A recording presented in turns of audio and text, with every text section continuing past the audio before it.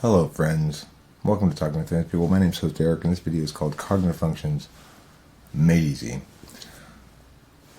I'd like to begin a simple, straightforward description of the cognitive functions, what they are, what each of them does, and a little bit about the slot mechanics. So, when we talk about a personality type, MBTI type, or 16 personalities type, or whatever you want to call it, ENFP, NTP, INTJ, those kind of things, we're talking about a configuration of ways of paying attention. And if we were to break down ways of paying attention into what we note in our experience and what we see being human beings, how it plays out, what we discover is there are 4 kinds of functions. I just got out of the shower. I'm a little wet still. Knowledge, action, interface, deliberation. Knowledge, action, interface, deliberation. There are 2 kinds of knowing functions. One's called introverted sensing, one's called introverted intuition. They both know in different ways. So, introverted sensing knows from experience. It recalls what's happened to it, to the person who's using that manner of paying attention. That way of paying attention is a way that pays attention specifically to what you've done, thought, said, what else has gone on around you. Remembers details, but only some.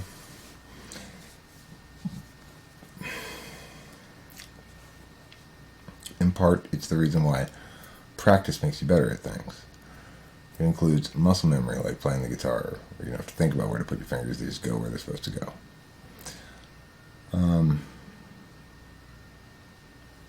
Introverted intuition is the other kind of knowledge. And it's the sort of knowledge that doesn't rely on personal experience to know things. So, for example, if I walk into a room and I'm Sherlock Holmes, and there's a set of clues around, I don't rely on the fact that I've seen these clues before and know what they mean. I rely on something else, my intuition, to know what it all means. If you've ever watched a movie and have been able to guess in advance that a given character is going to turn out to be the bad guy, for example, based on some clues left that may be subtle in the movie, but are intended to at least give you a chance to figure it out, well, then you used your intuition. You've never seen that movie before. You don't know the story, but from experience. But what you do know is how certain elements of narrative universally play out. So, foreshadowing, for example, uses one of those universalities that authors will give you a clue that something's going to happen either to a character or involving a character or something based on how they set that character up to begin with. And that effective storytellers use techniques that are similar to each other.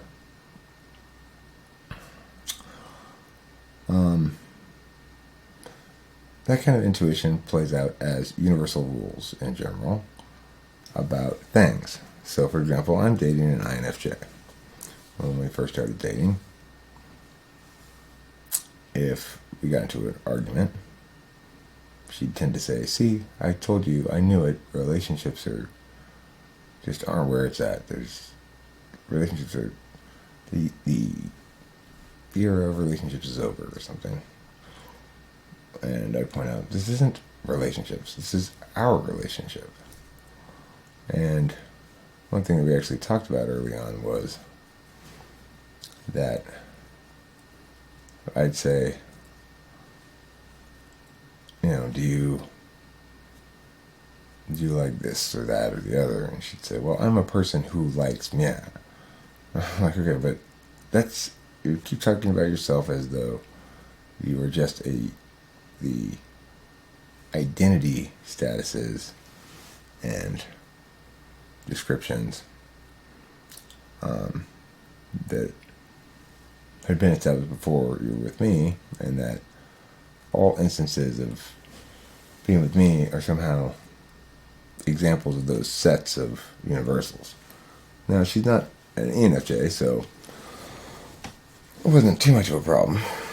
She can balance the universal and the particular pretty well because she's an NI DOM, not an NI tool user. Anyway, introverted sensing and introverted intuition are the two knowledge functions. Now, for action functions, we have extroverted intuition and extroverted sensing. Extroverted intuition is an action function that acts in words. So basically it's talking. And it acts in ideation, that's to say creativity. The key thing to remember about the two ways of paying attention that are action functions, quote unquote, is that they are nevertheless ways of paying attention. So an extroverted sensor might be scanning the environment for opportunities to strike. Let's say a handsome young ESTP is out on the prowl looking to slay the proverbial puss. And he's scanning the bar looking for opportunities. In that instance, he's using extroverted sensing simply because he's getting data through his senses. But we use that with extroverted intuition too. You know, if I'm listening to you talk, I'm getting data through my senses. That doesn't make it extroverted sensing, because I'm attending to things of a metaphysical rather than physical nature. The main difference between the metaphysical and physical is the metaphysical is turn-based and it's dealing with time. For example, this sentence here cannot be understood except insofar as it follows and is also after, it follows from and is also after the preceding sentence.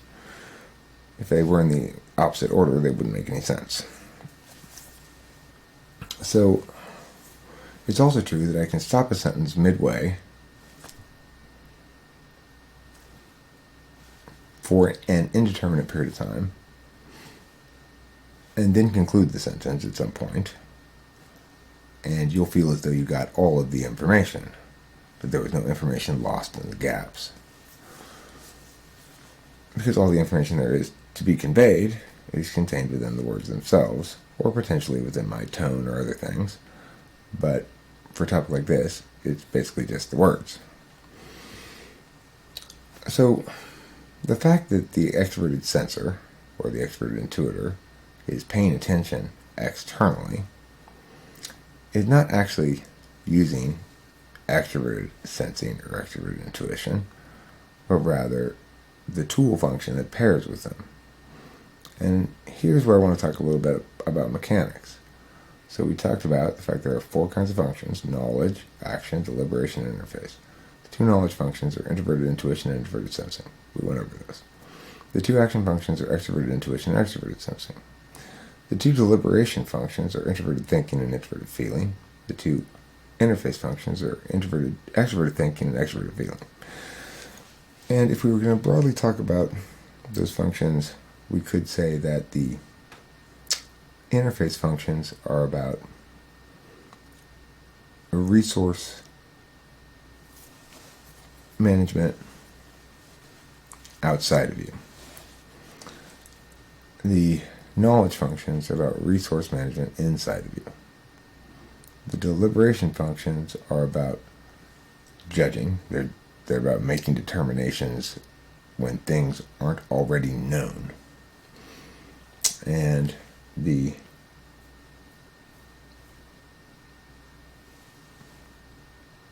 what did I cover? The interface function. Oh yeah, that's it. The action functions are about impact change, agential realization in the world. So, to recap again, let me go over this one more time since I kind of fucked it up. Knowledge functions are about internal resource management, and interface functions are about external resource management. Deliberation functions are about internal impacts. Action functions are about external impacts. When I deliberate about something to determine it's inconsistent, I may or may not voice that to the other party. Regardless, it's impactful upon me and my agency as to what I think, what I feel, how I'm going to act, maybe even. It has to be, because as an action type, I tend to have a lot of action prepared in advance so I'm going to act. So in other words,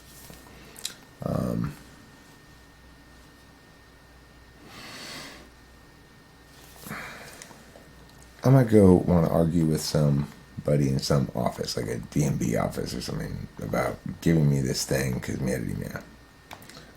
And if I feel like I have the winning arguments, then it doesn't matter. Like, I will go in there and try to win. And the reason is because I believe I've got it all deliberated out ahead of time. It doesn't matter what they say. I don't have to interface with them. They're not going to be able to surprise me. An interfacer will say, I'll go in there and I'll schmooze them and I'll try to get them buttered up on my side. An FE interfacer. A TE interfacer will say, well, fill out all the paperwork, follow all the protocols, jump through all the hoops I'm supposed to get this thing resolved. And an ETI person, like me, who's not an interfacer, I'm an action deliberator, will make a determination ahead of time whether or not they can win the argument and then go forward with it or not accordingly. Sometimes they'll not because they're not interfacers. For example, I bought this car, the car I currently still have, the Mini Cooper, and I got it used, but fairly new, you know. Nice looking still, but not brand new, you know. And in order to get the most recent model I could, the most car I could for my budget, I decided not to pay for any of the extra warranties or anything. And I understood when I signed all those papers that means if I drove away and it broke down a week from when I got it, I was fucked. But I signed it anyway because that's the car I wanted to get, and that's where it was with my budget. It was like maxing me out, so fuck it. I'm not going to get that. Sure enough, 2 weeks later, car breaks down. I don't even bother to call. I just think, okay, well, let's call the mechanic. It's going to be expensive. But Kimberly, who's an interfacer, said, no, we're going to call him. This is bullshit. And she did, and they said, well, of course we'll fix it right away. You just bought the car. This is ridiculous. Of course we'll fix it. No cost. I was like, but what about all those papers I signed? And when you said to me, you know what this means, right? That if you drive away, blah, blah, blah. Well, that's because I'm a deliberator actor. I don't go into the argument unless I'm already quite convinced I'm going to win it. So, accordingly, sometimes I avoid arguments I ought not avoid because technically I'm in the wrong, but by some sort of broader, vaguer interface metric, I'm good enough in the right. Okay, so this explains why it is that there are no so-called jumper types in part. Okay, this partially explains it. There's lots of reasons why there aren't, but to be an action type, I have to have a deliberation function that pairs with the action function. Why? Because what does it mean to be an action type? It means to feel as though you've done all the deliberation you need to do in advance so that you don't have to think about what you're going to do while you're doing it. You don't have to make decisions about what you're going to do while you're doing it. If you're really doing shit, then you need to be past the decision-making part. You need to be past the figuring it out part. You need to be into the executing part. And obviously, if I'm chatting with somebody and we're arguing about something that I didn't anticipate coming up, you might say, well, Eric, you didn't have a chance to deliberate about that stuff before. But one of the reasons why I argue with people on the internet all the time is because I've deliberated about all of these kind of things a million times before. I'm actually a debate coach, so people want to argue with me about philosophy or how to model systems or shit like that, or how to make cases for something, or what comprises an adequate explanation. It's,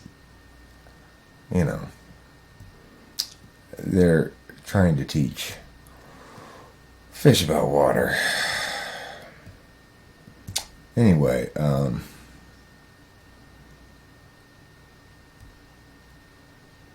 so this is what it means to be a deliberator actor. Why can't I be a deliberator interfacer? Well, because interface requires a knowledge function. Now, we know this in part because we can think about the interface function extroverted feeling. Extroverted feeling is managing basically human resources. It's taking dynamic resources and rendering them into static objects. Specifically, it's saying, let's take these human beings and render them into statuses. Joey likes me, I can count on Joey for meow, meow, or meow. Joey's good at meow. Joey will help me out in a pinch, meow. And then there's Judy.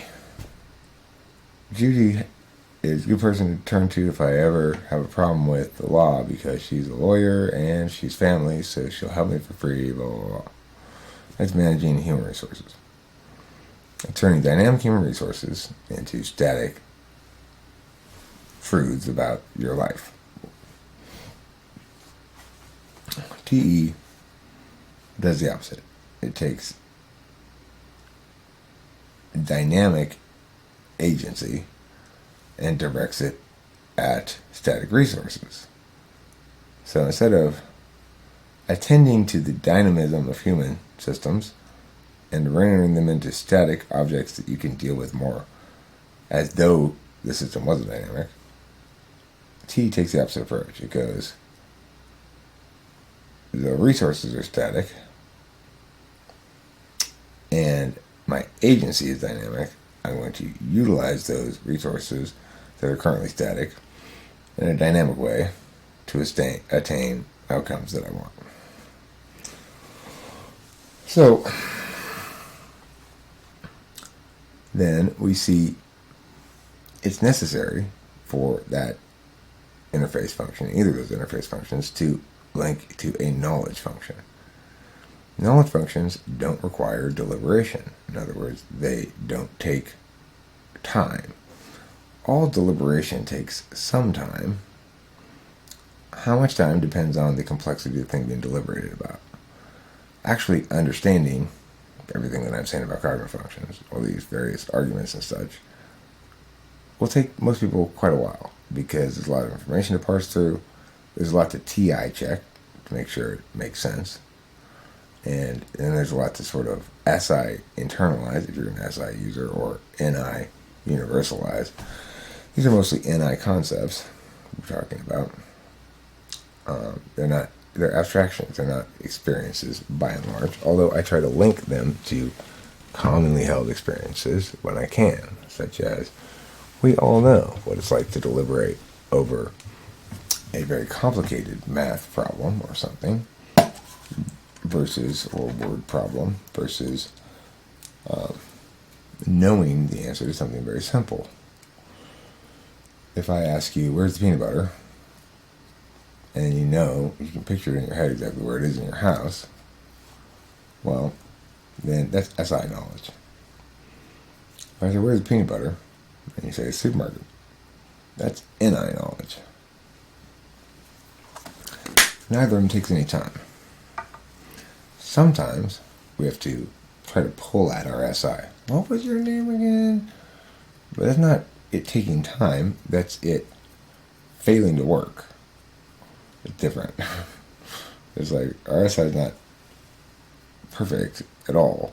Depending on where it is in the stack, it's more or less perfect. If you're a dominant SI user, you're unlikely to forget names. Okay, so let's move on a little bit to further explain the interface knowledge versus action deliberation options. So with action deliberation, you've got either metaphysical action with metaphysical deliberation or metaphysical action with physical deliberation. And the same for physical action. You either got physical action with metaphysical deliberation or physical action with physical deliberation. So the action types with the same kind of deliberation as action, for example, metaphysical action with metaphysical deliberation, are what you might call unbalanced.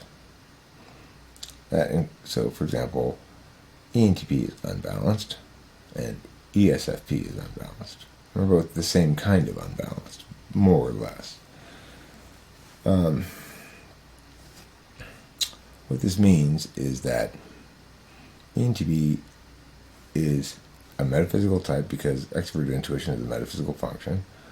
That is to say, it operates on turn-based dynamics, not real-time dynamics, or it operates in a representational field, not an actual field. And metaphysical deliberation function means that an ENTP will deliberate on the same metaphysical field that he'll act. And then FE is the metaphysical interface function. That is to say, he'll render the dynamism of the metaphysical resources, human resources, or they'll render the dynamic human resources into metaphysical objects via FE. And it's partially because FE deals with the communicative, which is universal always. And then lastly, will he know in the front stack, the conscious stack, quote unquote, via his experience. But it's worth noting that in the fourth slot and the fifth slot, those two functions are always the same kind of function. So you've got a knowing function in 4, you've got a knowing function in 5. If you've got a deliberation function in 4, you've got a deliberation function in 5. And those two functions are where everybody has the most capacity to do both kinds of that function. Because the conscious one is quote-unquote weak or low in the stack or attended to less frequently, attended via less frequently, I guess I should say. And because the attention to that fourth slot function is always going to be the alternative to your dominant, there needs to be a kind of knowing that's more actively engaged with your dominant, and that'll be the knowing that's on the same field as the action.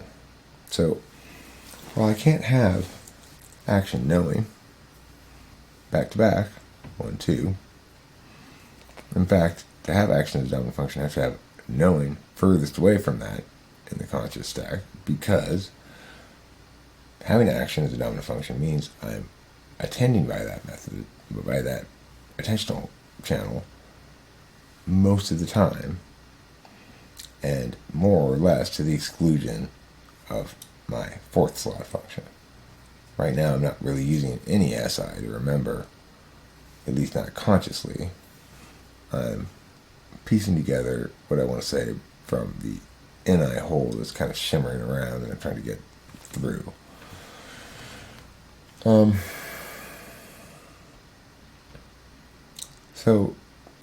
So we know there can't possibly be, because of the dynamics of the system, anybody who goes extroverted intuition, then extroverted feeling, for example, in the stack. Why not? Well, again, because the 1 and 2 functions work in conjunction with each other.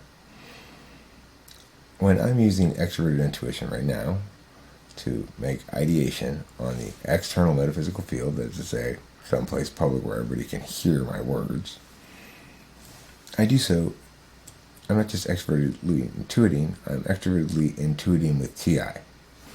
So I'm coming up with ideas, but I'm not saying them out loud unless I believe they are logically consistent and they are true, or at least truer than the alternative. So it's got to validate on TI deliberation grounds, but it also needs to validate on the knowledge function that's not conscious.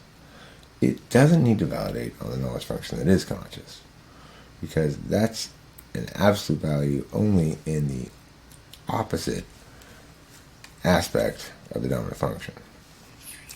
So my force law function is introverted sensing. My absolute value of it is the physical introverted sensing, like taking a bath, getting a massage, feeling right. But it's only instrumental in the metaphysical. So to the extent that my ideas violate what I know to be so previously, I think, well, fuck the past. I'm going to change the way things are. To the extent that I think that there's already a singular answer to something, I will ignore that. That's the NI aspect, because I have to in order to continue to come up with new ideas. You have to ignore the finality of idea Z if you want to come up with idea AA.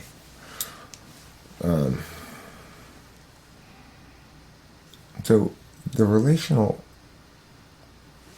mechanics between functions, like action functions, deliberation functions, knowledge functions, interface functions, is not subject to moving around in the stack like that, because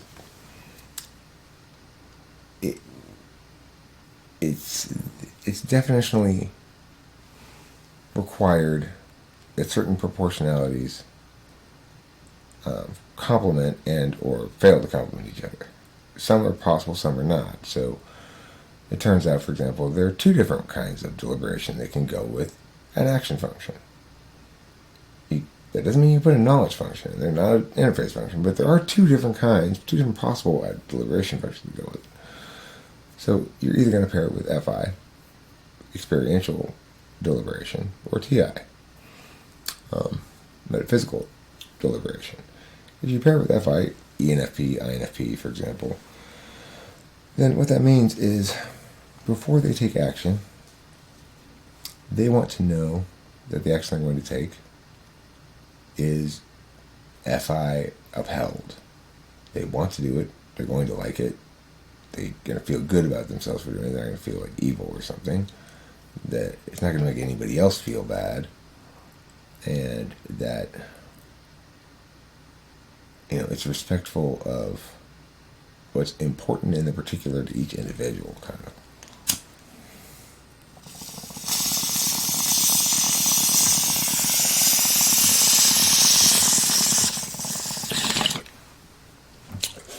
Or a simpler way to put it is,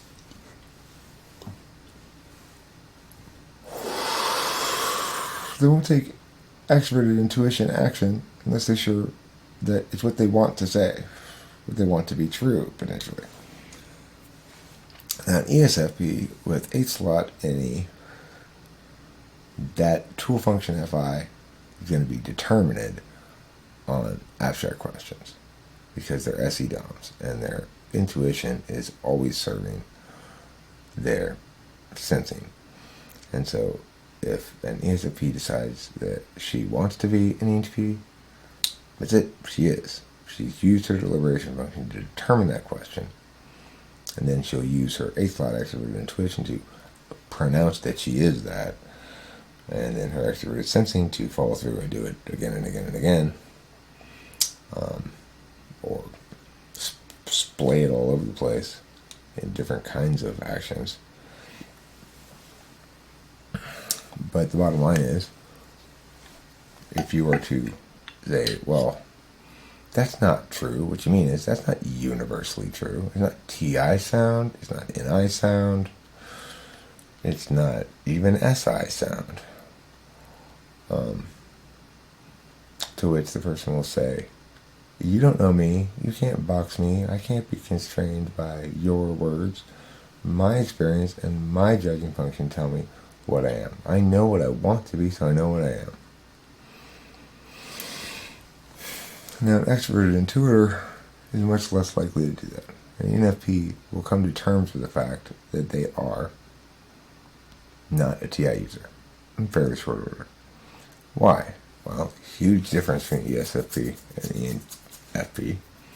ESFP has in the 5th slot an absolute value of SI, their own personal experience. And ENFP has in their 5th slot an absolute value of NI, the universal truth. Neither of them can use TI for shit. But ENFP and INFP, or ENFP specifically, I guess you should say, forget INFP for this part. ENFP comes to terms with the holistic truth that they are not ENTPs. They can see the difference between themselves and me or other ENTPs. Even if they don't use consistency or logic to determine questions in general, it doesn't prevent them from going, alright, I see there are quite some stark differences here between this guy and me. And what he's saying has the ring of truth to it. So I'm not exactly sure how they determined that I'm right there in ENFPs, but they usually do. ESFPs, not so much. Again, not all of them. Some of them know they're ESFPs and are perfectly happy with that. But most of them, if they know about functions and type at all, they definitely think there's something other than an ESFP. Nobody wants to be an ESFP for some reason. They don't have a very good reputation. They're like, bros and hoes, right?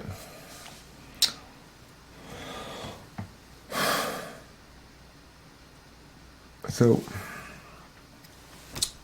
the last thing I guess I'll say about all this stuff is it's important to recall that it is human attention, observation, that we're talking about. Sociology talks about information elements out in the world that humans metabolize. There are no such things. Is it true that attending to the world manifests attentional data? Yes. Those don't comprise information elements in the world. And one of the things sociology gets wrong is that it suggests that there are qualities implicit to these information elements that make them appropriate to an ETI or whatever. Not the case. Not the case at all. There are qualities appropriate to frames, consistent with frames perhaps, but that's not the same thing as what sociology is talking about. In fact, if you get it backwards, then you're going to get the whole thing fucked up. Attention is paid by an individual. Attention is paid in one of a variety of possible ways. Right now, I'm paying attention by taking action, metaphysical action. I'm talking, I'm explaining something. I'm making a case. I'm presenting things as though they were true, even though you might think they ought to be presented as though they're in dispute still, because I'm making a case rather than teaching about something that's been determined. Because it's not the case there's consensus about it. That would be a perfectly reasonable position to hold. But what am I not doing? I'm not paying very much attention to the extroverted feeling attentional channel. That is to say, I'm not worried so much about making sure everybody likes me, I don't piss anybody off with arrogance, or that I make everything, palatable and squishy for everybody. But I'm not paying very much attention to that, so I may actually piss people off by sounding pedantic or whatever. I'm not paying very much attention to the TE of the thing. How effective is this video specifically going to be in conveying the information I want for the purpose I want to convey it, namely, I guess, to attract more YouTube audience or something? Well, I'm not paying attention to the TE of it because I'm not very goal-oriented, because I countervalue that TE frame. To pay attention to the extrovert thinking considerations, namely to attend via extrovert thinking, is to figure out how to solve some problem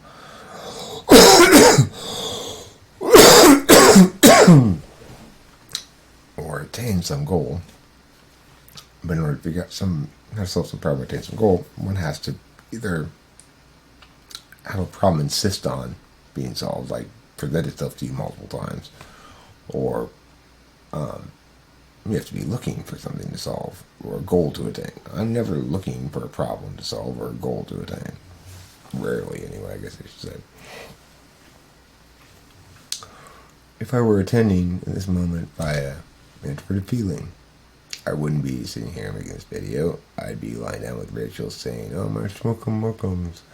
and all that kind of stuff, which is great, but is not something that is my default attentional manner at all. If I were attending via NI right now, I might be, drawing universal conclusions from observations with a certain blindness to the availability bias. And an IDOM is likely to say something like, this thing has gotten really big lately. Well, that mostly stems from the fact that they've tripped upon it more times, but they don't understand it as such. They see it as their intuition about the way the world's developing.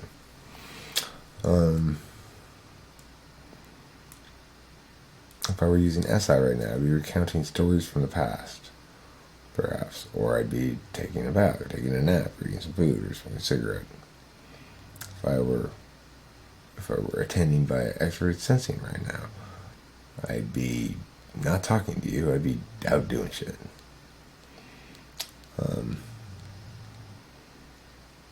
So hopefully that clears shit up a bit. It's pretty straightforward, but there's a lot of confusion about it. There are only 16 types. Subtypes are taxonomical, or a combination with cognitive functions and something else, maybe an enneagram. Cognitive functions are well substantiated and well defensible, easily defensible with TI if you understand the whole thing. Other systems really aren't. Enneagram's not defensible with TI and doesn't really claim to be. Big Five's not defensible at all with TI. It's just purely a TE for him. And most other models of personality or understanding human behavior at all don't provide any sort of mechanics that can meaningfully be evaluated even. It's just metaphor. It's not the case with cognitive functions. Is it a metaphor? Well, sure, sort of. Like, it's not a function that you execute upon things. That would imply the ability to execute no function at all, which is not the case. You're always going to attend in some manner or another. For people like myself who frequently attend internally when they're not talking, they can bump into things, knock over things, trip on things, drop things, forget things, have a real problem with physical objects, be said to have their head in their clouds. Well, it's just they're attending on an internal metaphysical field. They're not any more absent than somebody who's attending an external physical field. They're just less accessible to other people in real time. In other words, I have to get out of my head and rejoin the physical world in order to go, okay, I'm sorry, what did you say? And then be engaged with you. Alright, that's enough of this video. I'm getting tired, actually. I'm pulling an all-nighter because of various reasons, mostly having to do with the debate tournament, when I took Adderall, stuff like that.